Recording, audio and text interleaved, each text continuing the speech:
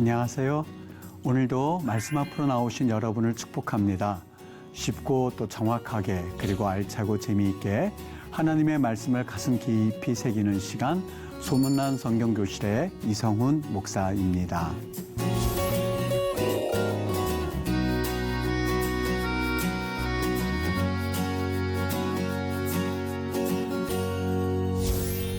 지난 시간에 나눈 내용을 여러분 기억하시나요? 모세가 리더가 될 수 있었던 이유 가운데 하나는 물론 하나님의 놀라운 역사 가운데 그를 하나님께서 아름답고 놀라운 인물로 세우셨습니다만 무엇보다도 그 뒤에는 하나님의 계획과 또 하나님의 섭리를 굳건하게 믿고 있었던 그의 어머니 요게벳이 있었음을 우리가 배워볼 수 있었습니다.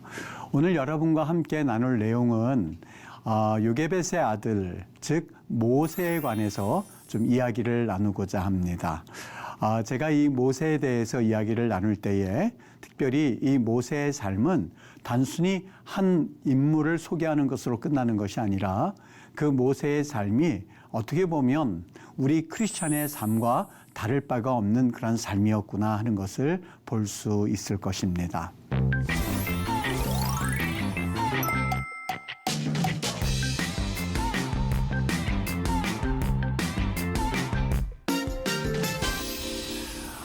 오늘 여러분과 저는 이 게르솜과 엘리에셀, 즉 모세의 두 명의 아들에 관해서 이야기를 나누고자 합니다. 여러분, 모세가 이제 광야 가운데 지내면서 그가 아들을 두 명을 낳지요. 첫 번째 아들은 이 게르솜이라고 하는 인물이었었고 두 번째 아들은 엘리에셀이라고 하는 아들이었습니다. 그런데 우리가 먼저 이 이야기를 나누기 전에 좀 한번 생각해 보고 싶은, 우리가 창세기 때 이미 이야기를 나눈 내용입니다만 여러분, 하나님께서 우리 인간들을 만드시고 나서 하셨던 말씀을 기억하십니까? 첫째 날 창조하시고 하나님께서 내가 보기에 좋았노라 라는 말씀을 하셨고, 둘째 날 창조하시고 내가 보기에 좋았노라, 셋째 날, 넷째 날, 다섯째 날, 여섯째 날 하나님께서 인간을 창조하시고 내가 보기에 좋았노라 그렇게 말씀하신 것이 아니라 내가 보기에 심히 좋았다라는 말씀을 하셨다고 우리가 같이 이야기를 나눈 적이 있을 것입니다. 그걸 기억하실 거예요.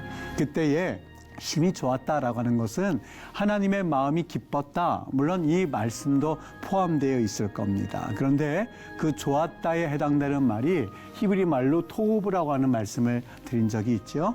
이 토브라고 하는 것은 상당히 그 의미가 광범위한데요, 무엇보다도 하나님의 계획과 또 하나님께서 행하시려고 하는 그 목적에 합당하다, 적당하다, 참 좋다 하는 말을 쓸 때에 이 토브란 말을 쓴다고 말씀을 드렸죠. 여러분, 하나님이 인간을 처음 만드실 때에는 하나님의 목적에 참 알맞았습니다. 하나님의 목적이란 무엇일까? 하나님과 교제하고 또 하나님과 교통하고 하나님과 대화하고 이런 목적에 참 최적의 상태가 우리 인간이었습니다. 그런데 이런 인간의 형태가, 즉 이것을 이끌어서 하나님이 우리 인간들을 만들 때 젤렘이란 말을 썼죠.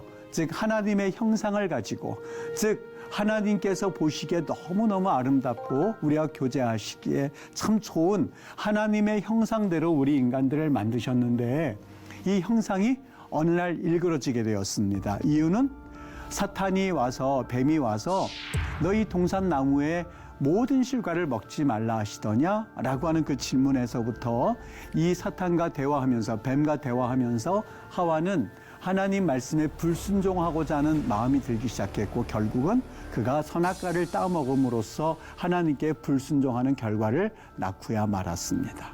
여러분, 그 불순종의 결과가 뭐였을까요? 하나님의 우리를 창조하실 때 가장 그 계획에 맞게, 그리고 하나님의 그 섭리에 맞게끔 참 최적의 상태가 되었었던 우리였었는데 그 하나님이 만드신 그 형태, 그 젤렘의 형태가 일그러지기 시작했습니다. 즉 아담과 하와의 범죄함으로 말미암아 불순종하는 그 범죄로 인하여서 하나님의 형상과 거리가 먼 존재가 되고야 말았던 것이지요. 여러분, 어떻게 보면 모세의 전반기 삶과 두 번째 삶을 좀 한번 나눠보고 싶어요. 흔히들 그의 인생을 세 단계로 나눠서 보는데, 물론 그것도 좋습니다만 우선은 모세의 첫 번째 삶과 그 다음에 두 번째 삶을 나누어서 볼 수 있는데, 첫 번째 삶과 두 번째 삶을 제가 그렇게 보는 이유는 그의 아들의 이름을 그가 기록하는 그 장면에서 저는 어느 정도 그의 마음이 어떻구나라고 하는 것을 좀 여러분과 같이 살펴보고자 합니다. 여러분, 이름을 지을 때는 그 이름은 그냥 짓지를 않습니다. 특별히 이스라엘에서 그 이름이라고 하는 것은 물론 우리도 마찬가지겠죠. 저희 부모님께서 저의 이름을 지어주실 때에 별성자와 공훈자 해서 이성훈 이렇게 지어주셨어요. 별처럼 이렇게 은은하면서도 그리고 밤하늘에 꼭 있어야만 하는 참 찬란하게 빛나는 그런 별처럼 그렇게 공을 세우면서 살아라라는 뜻을 가지고 저를 지어주시지 않았겠는가 하는 생각이 듭니다. 여러분, 이스라엘 그 이름도 마찬가지입니다. 그 이름을 지을 때는 그 사람의 정체성을 보여주고 있거든요. 여기 제가 몇 가지 이름을 가지고 왔는데요. 노아라고 하는 것은 노아흐 이렇게 이야기할 때는 이거는 쉬다, 쉼이다라는 그런 의미가 담겨져 있습니다. 즉 노아를 통하여서 하나님께서 방주를 지으셔서 그래서 그 이름의 목적에 맞게끔 하나님이 그를 사용하셨는데, 즉 그 노아의 방주 안에서 우리가 안식하는 그러한 의미를 가지고 볼 때에 노아의 그 이름의 의미가 더욱더 명확해지는 것을 볼 수가 있죠. 그리고 우리가 지난 시간에 봤습니다만 요라고 하는 것은 역시 하나님을 가리킨다고 그랬죠. 하나님을 가르치는 단어 중에서 엘도 하나님을 가르치고, 그러니까 야도 하나님을 가르치죠. 야도 할렐루야 그러면 하나님을 찬양하십시오라고 할 때에 이렇게 하죠. 그리고 요게벳을 보시죠. 이거 요가 있죠. 케베드가 이 카보드라고 하는 그러한 용어의 어근과 동일하다고 말씀을 드렸습니다. 그래서 여호와의 영광이다. 그래서 여호와의 영광을 볼 그런 하나님 앞에서의 사람으로서의 그가 삶을 살아가는 과정을 지난 시간에 우리 같이 나눴죠. 또 요나탄 그러면 하나님은 나탄, 주다, 하나님이 주셨다라는 의미가 담겨져 있고, 요엘 그러면 하나님은 하나님, 즉 하나님은 참 하나님입니다 라는 의미가 담겨져 있고, 또 여기 나오미 이렇게 돼 있는데요. 여기 오로 읽는 것에 주의하셔야 되겠죠. 나오미라고 하는 것은요, 나함 그러면 이거는 기쁨, 희락, 감사, 그리고 또 심지어는 찬양이란 말까지도 우리가 좀 가능한지는 모르겠습니다만 그것과 좀 비슷한 어감으로 쓰이는 게 나함이란 뜻이거든요. 그러니까 나오미가 올라올 때에 나오미가 그러죠. 나를 나오미라고 부르지 말라고. 나는 이제부터 나오미라고 불릴 만한 자격이 없는 사람이라고. 너무너무 힘든 나머지 자기를 나오미라고 부르지 말고 마라라는 말을 씁니다. 마라, 쓰다란 뜻이죠. 쓰다. 그래서 나임 그러면은 나임 지금도 그 말을 씁니다. 나임 메오드 만나서 너무너무 반갑습니다라고 할 때에 현대 히브리어로 나임 메오드란 말을 쓰죠. 나임 메오드 그러면 만나서 너무너무 반가워요라고 할 때 나임 메오드 이렇게 말을 합니다. 하여간 이름은 그 사람의 정체성을 의미합니다. 여러분, 모세가 아들을 낳았어요. 첫 번째 아들을 낳았어요. 그런데 그 아들의 이름을 뭐라고 그랬냐면 게르솜 이렇게 이름을 짓습니다. 게르솜. 이 게르솜의 의미는요, 게르라고 하는 말과 여기 샴이라는 말이 합쳐진 거거든요. 여기 게르라고 하는 요 첫 번째 게르라고 하는 말과 여기 숑 이렇게 되어 있습니다만 샴이란 뜻입니다. 즉 게르라고 하는 것은 여기 게르라고 하는 것은 이방인이라는 의미고요.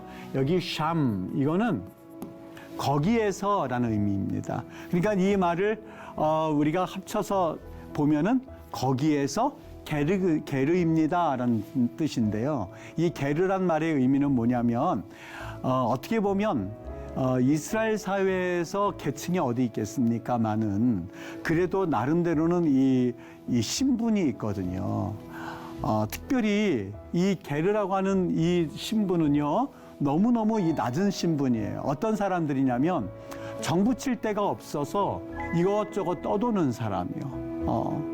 그러니까 이방인들, 낯선 사람들, 그리고 이 유대인이 아닌 타국의 사람들을 일컬어서 대부분 게르란 말을 씁니다. 그러니까 모세가 이 이름을 붙였던 이유가 어디 있는지 우리가 조금 이해가 될 만한데요. 자신의 첫 번째 아들을 지을 때 얼마나 이 마음을 다해서 그리고 자신의 소망을 담아서 적겠습니까? 그런데 그 첫 번째 이름을 게르솜 이렇게 지은 거예요. 거기에서 이방인이다라는 의미예요. 여러분, 이 말씀을 들었을 때 저는 두 가지가 생각났습니다. 첫 번째는 이 게르란 말이 어디에서 나오냐면 하나님께서 모세에게 모세의 조상들에게 이미 약속해 주신 말씀이 있습니다.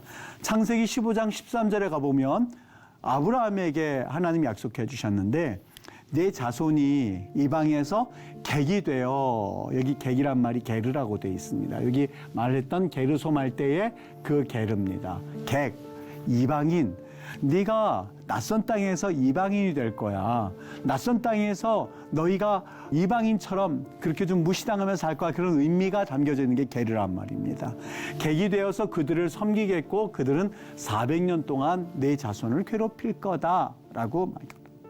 여러분, 조금 전에 이야기한 대로 저는 첫째 아이 이름을 에스더라고 이름을 지었어요. 거기에는 저의 소망이 담겨져 있고, 그리고 이 아이가 자라나면은 어떻게 됐으면 좋겠다라고 하는 그런 마음을 담아서 정성스럽게 저는 이름을 지었어요. 이름을 그렇게 붙였어요. 여러분, 모세가 첫째 아들을 이름을 낳는데 거기에서 이방인이 되었다?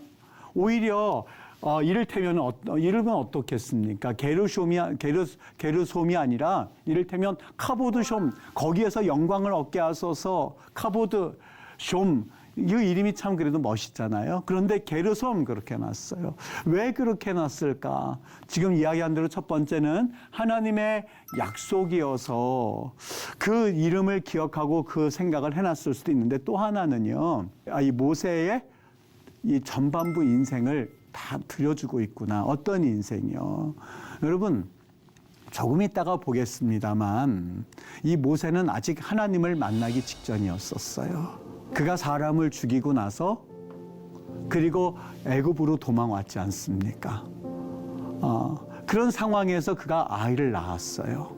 아직 하나님을 만나기 전이었었고, 그리고 하나님을 경험하기 전이었었고, 그리고 하나님께 그 소명을 받기 전이었었어요. 광야 한가운데서 살면서 그의 마음이 어떠했을까? 참 울적했을 거예요. 나는 누군가? 나는 어떠한 존재인가? 라고 하는 그러한 아주 복잡한 생각 가운데에서 그는 비록 왕자이기도 하였었고, 그는 사실 여러 가지 혜택을 많이 누렸던 사람 중에 한 사람이었습니다만, 그의 첫 번째 아들의 이름을 게르솜이라고 하는 그 짓는 그 모습 가운데서 하나님 없이 살아가는 인생을 반영하고 있구나.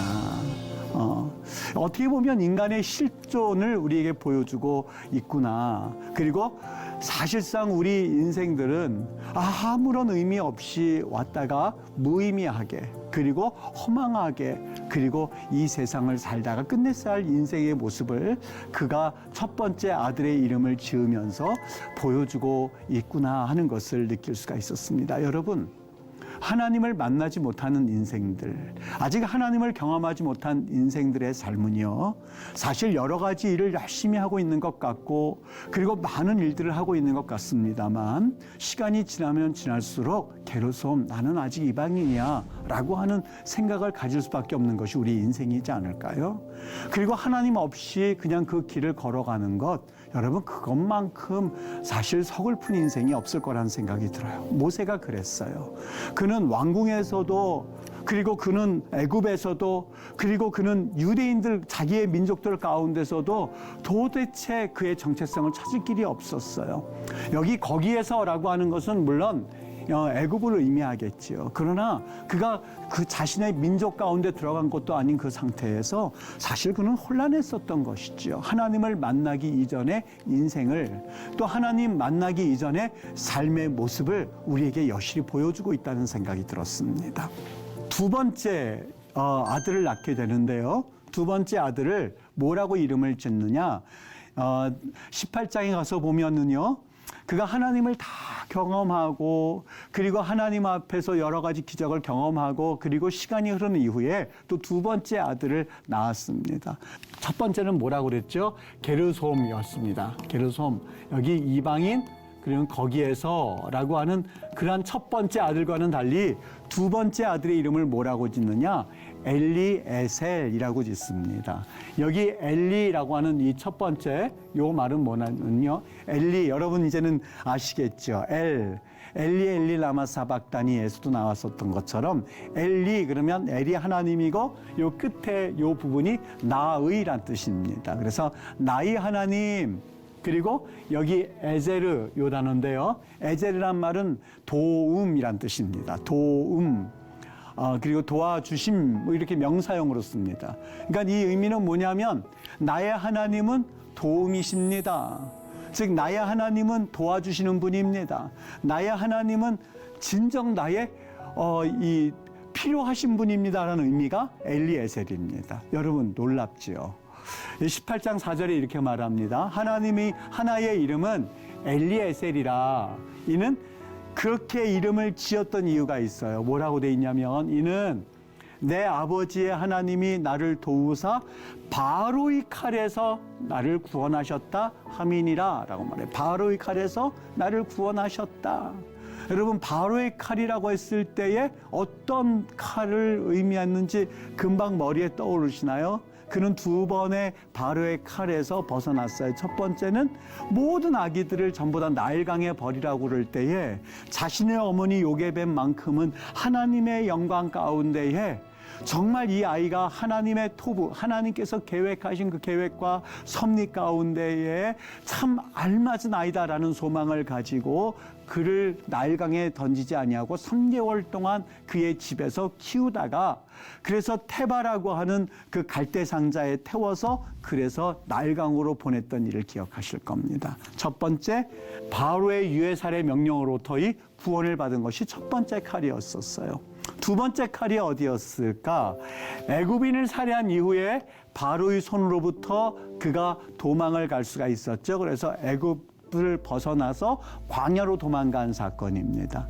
여러분, 그가 바로의 칼에서 두 번이나 구원받은 것을 그가 마음의 염두에 두고 그 다음에 이름을 짓는데 그 이유로 인하여서 아하, 내가 뒤를 되돌아보니까 이것은 하나님의 도우심 때문이었구나. 이것은 단순히 우연히 내 생명이 구원받은 것이 아니라 이것은 하나님께서 구원하신 거구나 라고 하는 것을 그가 깨닫고는 엘리에셀이라고 하는 이름을 붙이는 것을 볼 수가 있습니다. 여러분, 전 여기에서요 한 가지 중요한 사실을 알 수가 있었어요. 지금 이 구원받았던 두 가지 사건은 그가 첫 번째 아들의 이름 게르솜을 낳을 때에도 이미 알고 있었던 사건이었었어요. 왜요? 그가 아이 때 경험했던 그 부모님에 의해서 듣기는 했겠습니다만 그때 사건이고 이 두 번째 사건도 역시 그가 광야에 오기 전에 경험되어졌던 사건이었습니다.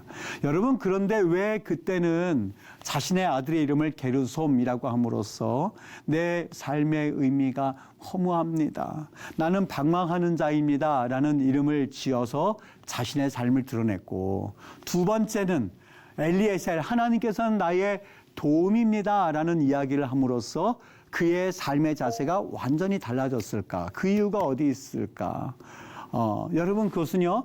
지금 이것이 18장 사건인데요. 3장서부터 17장 사건에 무슨 일이 났길래 그가 이러한 이 사고의 전환이 있었을까 하는 생각을 해보게 되는데요. 여러분 3장서부터 18장까지는요. 그가 하나님을 만나는 장면이 나옵니다. 지금까지 모세와는 달리 그가 하나님을 경험하고 그리고 하나님의 기적의 주인공으로서 그 중심에서 이스라엘 백성들을 출애굽하는 리더로 서 있는 여러 가지 사건들을 지금 기록해 놓고 있죠. 다시 말하면 그의 환경이 달라졌다기보다도요. 그의 삶의 자세 가운데에 하나님을 만나기 전과 하나님을 만난 이후에 그의 삶의 자세는 180도 달라집니다. 하나님을 만나기 전에는 나는 이방입니다. 나는 게르입니다. 나는 정처 없이 떠돌아다니는 방황하는 자입니다. 라는 그러한 이름으로 자기의 아들의 이름을 지음으로써 자신의 그 속마음을 보여주었고요. 두 번째 엘리에셀이라고 하는 그 이름을 지을 때는 그는 하나님을 만난 자의 모습입니다. 하나님을 경험한 자의 모습입니다. 사랑하는 시청자 여러분, 하나님을 경험하고 나면 그 인생의 자세가 달라지게끔 돼 있거든요. 환경이 달라지는 이유도 될 수 있겠습니다만 그 환경을 바라보는 내 시각이 달라지게끔 되어 있습니다. 모세를 보십시오. 이스라엘 백성들이 이끌고 오르는 리더로서 사실 가정을 돌볼 여유조차 없었을 거예요. 어떻게 보면 더 방황하는 그런 모습일 수도 있었을 거예요. 그럼에도 불구하고 하나님을 경험하고 하나님을 만난 모세는 그의 삶을 대하는 자세가 180도 달랐어요. 그전에는 자신을 걸어서 게르라는 생각을 가지고 아들의 이름을 지어주었습니다만 지금은 하나님이 자신의 구원자예요. 지금은 하나님이 자신의 모든 것 되시는 거예요. 지금은 하나님께서 자신을 인도하시는 진정한 구원자로서 도움되시는 분으로서 그의 아들의 이름을 적어 넣은 것을 볼 수가 있죠. 그래서 하나님은 나의 구원이다 라는 이름으로 그가 자신의 삶을 나타내고 있는 것을 보게 됩니다. 여러분, 이러한 경험이 18장에 있는데요. 조금 우리가 다시 앞으로 돌아가서 보면은요, 2장 사건에서 아들의 이름을 게르솜 짓고 나서 3장에 가서 보면은 오늘 여기에서 하나님께서 그를 만나시는 장면이 시작이 되거든요. 참 우리 성경에서 가장 이 반짝반짝하는 그러한 부분이기도 한데 어느 날 모세가 하나님을 경험하게 됩니다. 그 경험할 수 있었던 그 과정이 있었는데 하나님께서 불꽃 떨기나무 가운데 타지 않는 불 가운데서 그를 부르시지요. 그리고 나서 그와 대화하는 장면입니다. 하나님이 그를 보내시고 이스라엘 백성 가운데 그를 리더로 세우시겠다고 결정하시고 그의 소명의식을 주는 장면인데요. 그가 하나님께 여쭙습니다. 하나님, 도대체 저들이 누가 너를 보냈느냐고 이야기를 하면 내가 뭐라고 말했으면 좋겠습니까? 하나님을 누구라고 말했으면 좋겠습니까? 하는 그 질문에 하나님께서 이런 답변을 주세요. 하나님이 모세에게 이르시되 나는 스스로 있는 자이니라 라고 하는 그러한 답변입니다. 여러분, 이 말은요, 사실 교회에서도 많이들 들어보셨을 것이고, 그리고 여러 가지 이야기를 나누는데 참 어려운 그런 하나님의 답변 가운데 하나입니다. 나는 스스로 있는 자리라. 이를테면 모세야, 나는 여호와야. 이렇게 말씀하시면 얼마나 간단했겠어요. 모세야, 나는 너를 돕는 하나님이야. 이렇게 말씀하시면 얼마나 간단했겠어요. 근데 하나님께서 이 질문에 대해서 누구라고 하면 되겠습니까? 하는 질문에 대해서 우리 번역 성경에는 나는 스스로 있는 자이니라 이렇게 말하고 있어요. 이거를 히브리에서는 이렇게 말씀하고 있습니다. 에히에, 아쉐르, 에히에입니다. 그래서 이 NIV 성경과 NRSV는 나는 스스로 있는 자이라 이 말 그대로 I am who I am 이렇게 번역을 해놨어요. 여러분, 이게 금방 와닿습니까? I am who I am. 이를테면 나는 나야. 혹은 나는 그냥 존재하는 나야. 나는 존재 그 자체야. 이렇게 말씀을 하시는데 잘 이해 와닿지가 않을 거예요. 여기 히브리 말로는 에히에, 아쉐르, 대시란 뜻이거든요. 에히에 똑같이 돼 있어요. 요 말과 요 말이 같아요. 에히에라고 하는 것은 하야의 미완료태입니다. 하야의 이것 미완료태입니다. 요것도 미완료태인데 여러분, 하나님께서 이 말씀을 하실 때에 정확하게 그 말씀을 하셨어야만 했던 이유가 있습니다. 하나님이 자신을 계시할 때요, 그냥 계시하지 않거든요. 이를테면 18장에 이르러서요, 하나님께서 자신을 계시하는 사건이 나옵니다. 나는 전능한 하나님이야 이렇게 말씀하시는데 그 말씀을 하셨던 이유는 아브라함이 믿음에 자신의 아들을 주시겠다고 하는 그 하나님에 대한 믿음이 가장 연약해질 때에 하나님께서 나타나셔서 나는 전능한 하나님이야 라는 말씀을 해주셨던 것처럼 오늘 모세에게 나타나셔서 나는 스스로 있는 자니라 라는 말씀을 하시거든요. 분명히 여기에는 또 하나의 배경이 있습니다. 이 말씀을 꼭 주셔야만 했었던 이유가 있는데 여러분 시간 관계상 오늘은 여기까지 하고 그 이유에 대해서 우리가 다음 시간에 살펴보도록 하겠습니다. 여러분 유익한 시간 되셨습니까? 오늘 우리가 한 수업은 유튜브를 통해서 다시 볼 수 있습니다. 유익한 시간인 만큼 여러분 주변에 혹시 성경 공부를 하기를 원하시는 분들에게 많이 소문내 주시고 또 계속해서 복습해 주시면 더욱 좋겠습니다. 다음 시간에는 제가 금방 말씀 나눈 대로 하나님께서 자신의 이름을 나는 스스로 있는 자니라 라고 말씀하실 수밖에 없었던 그 이유가 무엇인지, 그리고 정말 나는 스스로 있는 자니라에 대한 의미가 무엇인지를 우리 같이 공부해 보도록 하겠습니다. 시청자 여러분, 오늘도 평안한 하루 보내시고 다음 시간에 뵙도록 하겠습니다. 고맙습니다.